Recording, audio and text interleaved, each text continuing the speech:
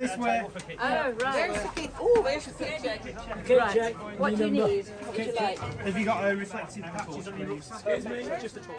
There's not a lot of scope on an LDWA 100-mile challenge weekend to stop and pass the time of day. Always the urge is to keep pressing on.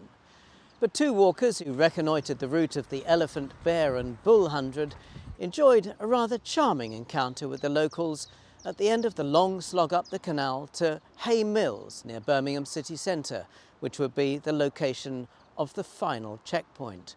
They recalled the experience 90 miles into the main event itself as they prepared to step out into the night on that same stretch of canal.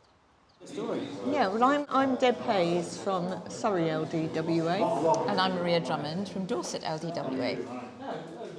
So, our story from recceing the EBB. We were on our last day of recceing, so it was the long canal section. And it's an amazing route, but that is the least lovable part of the route. Yeah. So we'd done the second section, we'd done the 4 miles, and we had come up from the canal. We'd crossed the main road into the retail park. We'd gone down by the bins to get to St Cyprian's Memorial Hall. The overflowing bins. And when we got there, there's just a red brick wall to sit on. And it's not an inspiring place. And there was also a large overflowing big bin as well. Maria, who normally is smiling, clearly was having a complete sense of humour bypass. Pretty much decided not to bother doing the 100. Yeah. Just based So on we're the sat on loss. the wall, quite quiet. And a bloke popped out St Cyprian's Hall and he said, if you go in the hall, there's a cup of tea and a game of bingo for you. So we looked at each other. Didn't and take we very long to thought, think about it. What's the best thing we can do to enjoy our last day of the I'll do recceing? pretty much anything for a cup of tea. Yeah. So we went in, and it was a senior citizens group that had got together after COVID, and they were trying to sort of build up a sense of community. So on a Tuesday they have tea and bingo, and on Fridays they have a coffee morning for anybody who blows in.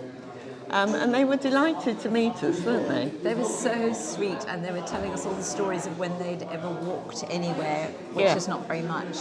And they talked about the fact that the bishop had once come and walked in Birmingham, and they'd gone He'd along walked to the parish boundary or something. That's right, yeah. But they were so interested in, what we were doing, and they asked where we'd been, and we explained the whole thing about the 100 and the fact that we were there because we were going to use that was going to be the checkpoint.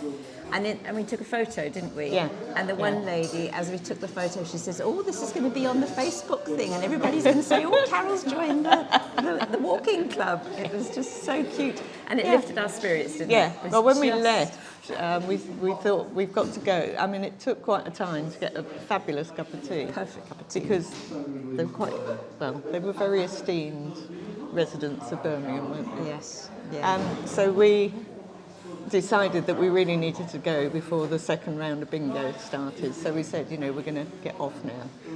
And so they wished us good luck, and then they gave us a round of applause as we left. And waved us off. They were And just it brilliant. just made those last 5.6 miles through the just green lanes of Yeah. Birmingham. It just was such a lift. Yeah, it was brilliant. So we're Cup quite of tea and a looking game forward of bingo.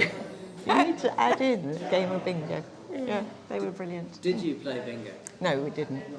We Because had, we we had would another never- 5 miles to do Yeah, to finish 5.6. our recce. 5.6. Yeah. Anyway, so we're off to that checkpoint now. Yeah. But probably won't be playing bingo at 3 o'clock in the morning.